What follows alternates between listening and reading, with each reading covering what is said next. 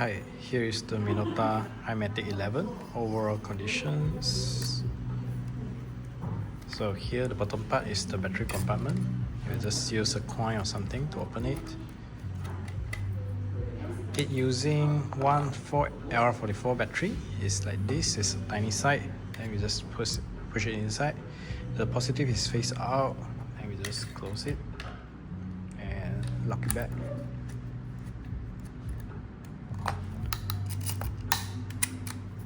Next, by pulling here to open the back cover, it will be like this. Reload the film by slide from the bottom to the top. Make sure that it's fully in, if not you cannot close the door. Like this is fully in already. If it's not fully in, it will be like this. Let me show you.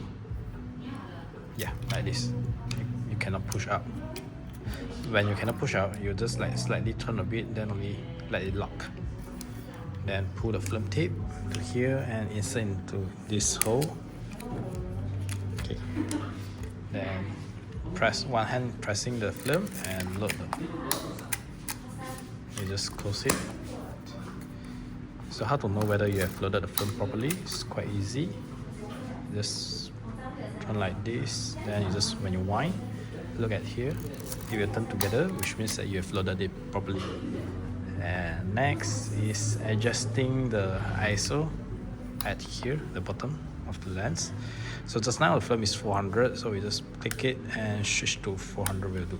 Wait, yeah, like this means it's 400 between the 200 and the 500. Yep. And when you look into the viewfinder, you find out at the center point there got the yellow dots. So you just use that yellow dots to aim whatever you want to focus and adjust the focus. Let the focus thing, when you see into the yellow dots at the center point, you will see there is a split image. So you just adjust the focus ring until the split image align together, which means that it's focus. And the right side of the viewfinder there got a bar, and inside you will see there's a needle. When the needle moves to up or to down, which is the red area, which means that you need to reduce your shutter speed or increase the shutter speed. Then only you can shoot it. It's a shutter priority camera, so all the way you just adjust the shutter speed and the camera will select the aperture for you. If the environment is very dark, then you need to like slow shutter speed. If your environment is very bright, then you need to increase the shutter speed. Yeah. So overall it's like this, and here's the timer. Forgot to show you. You just pull until here, then click it, wait for it. It's like around 10 seconds like that.